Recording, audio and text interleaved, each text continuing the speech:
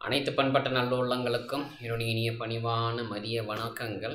இந்த காணொளியில் நான் உங்கள் கூட பகிர்ந்து கொள்ள போகிற ஒரு முக்கியமான விஷயம், அது திமுக கட்சின்னு நம்ம சொல்ல முடியாது. ஒரு பொதுப்படையாக அதிமுக இவங்க இரண்டு கட்சிகளுமே ஆட்சிக்கு வந்து அவங்க ஆட்சி புரிந்ததனுடைய நிறைகள் மற்றும் குறைகள் எல்லாம் இப்போ தற்சமயம் திமுக ஆளும் கட்சியாக இருக்குது. அதனால் அவங்க தலைமையிலே நம்ம போட்டுருவோம். ஏன்னா அவங்க 4 வருஷம் தாண்டி 5வது வருடத்தை ஆட்சி செஞ்சிட்ருக்குறாங்க. அப்போ இந்த 5வது வருடம் இத்தனை வருடங்கள் ஆகியும் நம்ம எல்லா ஊர்களிலும், மாவட்டங்களிலும், கிராமங்களிலும், நகராட்சிகளிலும், மாநகராட்சிகளிலும் பார்த்து வந்திருப்போம். என்ன ஒரு பொதுவான பிரச்சனை, 100% ஒரு மனிதன் விடாமல், ஒரு குடிமக்கள் விடாமல் ஒவ்வொருத்தருக்கும் ஒரு முகம் சுளிக்கிற ஒரு ஆட்சி குறைபாடு என்னன்னு நான் சொல்லட்டுங்களா?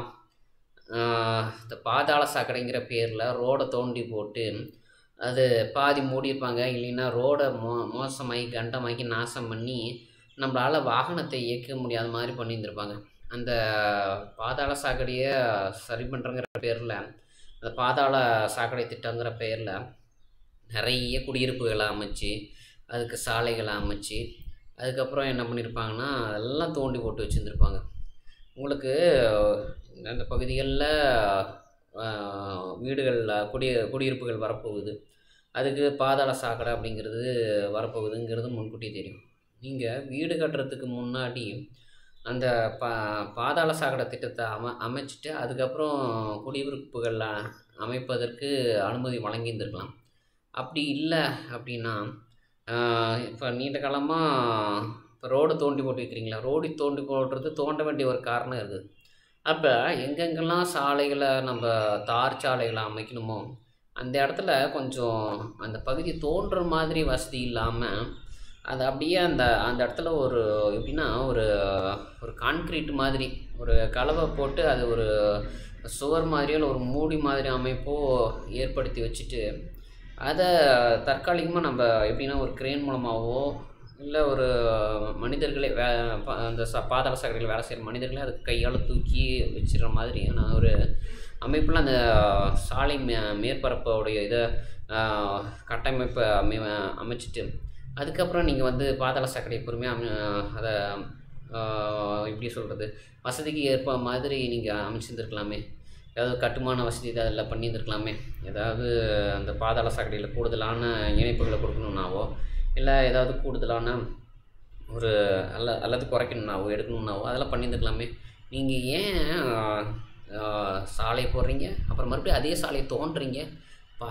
அது எப்படி இப்போ ஒரு மனுஷனால் பார்த்தா எப்படி அதை ஏற்றுக்க முடியும்? இப்போ மு.க. ஸ்டாலின் அவர்கள் தமிழக முதல்வராக இருக்கிறார் அப்படின்னா அவர் ஒருத்தர் மட்டும்தான் இப்போ இருக்கிற மக்களுடைய கோரிக்கையை ஒரு 100% காது கொடுத்து கேட்குறாரு. இதுக்கு முன்னாடி இந்த எடப்பாடி பழனிசாமி அவர்கள் 100% காது கொடுத்து கேட்கல. இப்போ என்ன சொல்கிறது, அவரை ஒரு கோவத்தில் அவர் திட்டுறதும் அவருக்கு என்ன சொல்கிறது கண்டபடி பேசுகிறதும் என்ன மாதிரியான ஒரு குடிமக்களினுடைய குறைபாடு தான். நாங்கள் எங்களை கட்டுப்பாடாக வைக்கணும், ஆனால் கட்டுப்பாடாக வைக்க முடியாத ஒரு நிலமையில் இருக்கும். ஏன்னா ஸ்டாலின் அவர்கள் வர்றார் அப்படின்னா அவர் போகிற வழியெல்லாம் சாலைகளை ஏற்பாடு பண்ணி வச்சிடுறாங்க. ஆனால் இந்த மாதிரியான குண்டு மூலியமான சாலைகளில் போயிட்டு வந்தால் தானே அதனுடைய அவஸ்தை என்ன, அதனுடைய கஷ்டம் என்ன, துன்பம் என்ன அப்படிங்கிறது தெரியும். ஒருத்தர் வாகனம் வச்சுருக்கிறாரு, 4 சக்கர வாகனமாக இருக்கட்டும், அல்லது ஆட்டோவாக இருக்கட்டும், அல்லது ஒரு பைக்காக இருக்கட்டும், அல்லது ஒரு ஸ்கூட்டராக இருக்கட்டும், அல்லது இந்த டிவிஎஸ் 50 இல்லைன்னா டிவிஎஸ் எக்ஸலன்ற மாதிரியான ஒரு மொப்பட்டாக இருக்கட்டும், அதில் போயிட்டு வராங்கன்னா அந்த மாதிரியான சாலைகளில் இறங்கி ஏற்றி அதெல்லாம் குதிச்சா அந்த வாகனம் என்னத்துக்கு வருது? அந்த வாகனம் ஒரு 2-3 வருடங்களாவது வருமா? அதுக்கு எவ்வளோ ஆயிரம் எவ்வளோ லட்சம் செலவு பண்ணி அந்த வாகனத்தை வாங்குகிறோம். அதில் இந்த மாதிரியான பாதாள சாக்கடை அப்படிங்கிற பேரில் எவ்வளோ இடம், அதுவும் நான் இப்போ இருக்கிற நாமக்கல் மாவட்டத்தில் திருச்சி ரோடில் ஆண்டவர் நகர், அப்புறம் மோகனூர் ரோடில் இன்னும் பேர் என்ன கேகே நகர், அங்கே இங்கே எல்லா இடத்துலையும் தோண்டி போட்டு வச்சுருக்குறீங்க. சரி, அது பாதாள சாக்கடை வேலை நடைபெறாத இடத்துல கூட பார்த்துட்டோம்னா எப்படின்னா முகத்தில் தழும்பு விழுந்த மாதிரி அங்கங்கே சாலைகள் சேதமாகி கிடக்குது. இதில் குறுக்கோளிலெலாம் போகிறதுனா ஒரு எப்படின்னா ஒரு கிராமம் மாதிரியான ஒரு பகுதிகளுக்குள்ளெல்லாம் போகிறதுனா சாலைகள் அவ்வளோ மோசமாக இருக்குது. இந்த சாக்கடை திட்டங்கள்லாம் வரதுக்கு முன்னாடி மக்கள் எப்படி இருந்தாங்க, அவங்களுடைய அந்த உபரி நீர், கழிவு நீர் இல்லைனா உபரி நீரை என்ன பண்ணுவாங்கன்னா, அது ஏதாவது ஒரு பக்கம் அவங்க போகிற மாதிரி போய் அது இயற்கையாகவே அது காய்ந்து அது இயற்கையில் மக்கிற மாதிரியான வசதிகள்லாம் வாழ்ந்துட்டு இருந்தாங்க. ஜனநாயக கட்டமைப்புங்கிற பேரில் இன்றைக்கி தமிழக மாநில அரசு பண்ணுற கொடுமை இருக்குது. இது வந்து யாராலையும் வந்து சகிச்சிக்கவே முடியாது. அதாவது ஒரு சாக்கடையாக இருந்ததுன்னா மழை பெஞ்சதுன்னா அதில் தண்ணி நிறைஞ்சி ஒரு கஷ்டத்தை கொடுக்குறது. பாதாள சாக்கடைங்கிற பேரில் ரோடை தோண்டி போட்டு வச்சுட்டா மழை பெஞ்சதுன்னா அதை மழை தண்ணி அப்படியே அந்த மண்ணில் ஊறி போய் இறங்கி எல்லாம் கல்லாம் வந்து அப்படியே நீட்டிக்கிட்டு அதில் போக முடியாத மாதிரி இருக்குது. கற்கள் இப்போ நீங்கள் பாருங்கள், நீங்கள் சந்து பொந்து எல்லாம் எல்லா சாலைகள்லேயும் நீங்கள் பயணம் செஞ்சு பாருங்கள், பெரிய பெரிய கல்லெல்லாம் வந்து இப்படி கூர்மையாக கிடக்குது. அந்த மாதிரி நம்மளால் ஏற்றி இறக்கி கொண்டு போக முடியல. அந்த கல் மேலே வாகனத்தை ஏற்றி இறக்கணும்னாவே இன்னொரு பக்கம் நம்மளை வந்து அதை தடுமாற செஞ்சு விழ வைக்கிற மாதிரி இருக்குது. அப்போ இந்த ஒரு விஷயத்த எப்படி நம்ம வந்து சகிச்சு போகிறதுக்கு முடியும்? நமக்கு ஒரு நல்ல ஒரு சாலை வேணும். அப்படி இல்லைன்னா நீங்கள் பழைய சாலையை கூட விட்டுருங்க, பழையபடியே மக்களை வாழ விட்டுருங்க.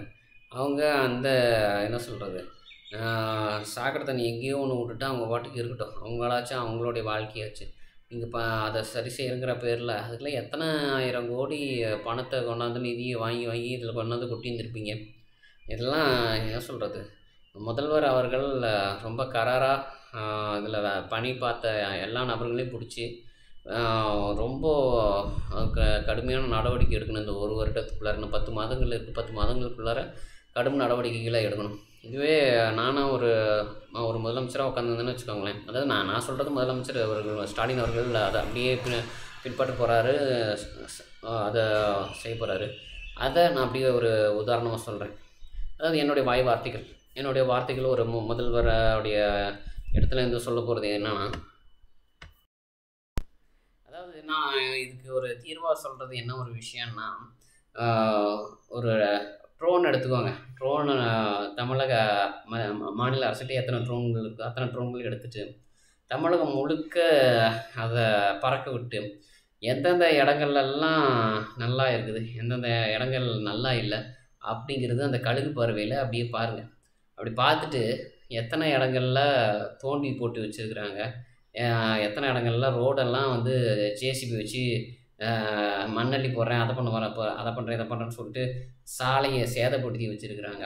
அதெல்லாம் பார்த்து என்ன பண்ணுங்கன்னா, அந்த இடத்துக்கு ஒரு என்ன சொல்கிறது, நிர்ணயம் பண்ணியிருக்கிற அந்த ஒரு கவுன்சிலராக இருக்கட்டும், இல்லை வார்டு மெம்பராக இருக்கட்டும், அல்லது எம்எல்ஏவாக இருக்கட்டும், மினிஸ்டராக இருக்கட்டும்,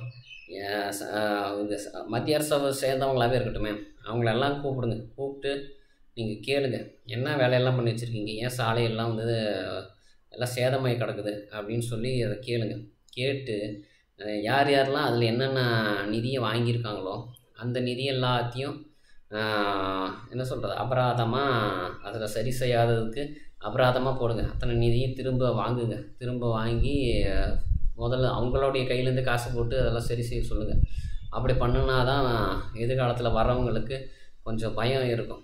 அப்படி மாநில அரசால் மட்டும் இது அவங்க மேலே நடவடிக்கை எடுக்க முடியலன்னா மத்திய அரசையும் சேர்த்துக்கோங்க. மத்திய அரசையும் கூப்பிட்டு அது மேலே நடவடிக்கை எடுக்க சொல்லுங்கள். ஏன்னா சாலைகள் அப்படிங்கிறது சேதப்படுத்துறதுங்களே.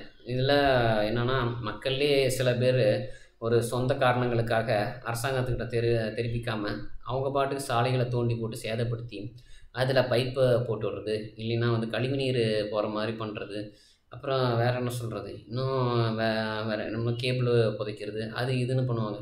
இந்த கேபிள் புதைக்கிற வேலையெல்லாம் சாலை போகிறதுக்கு முன்னாடி நீங்களாம் செய்ய மாட்டிங்களா? எத்தனை வேலையை தான் வந்து நீங்கள் செலவு வச்சுட்டே இருப்பீங்க. ஏன்னா அதில் சாலையில் போகிற நம்ம தாரும் இதுவும் கருங்கற்களும் ஏன்னா சும்மா நமக்கு கிடைக்குது, அதெல்லாம் மறுபடியும் மறுசுழற்சி ஆகிட்டே இருக்கும்.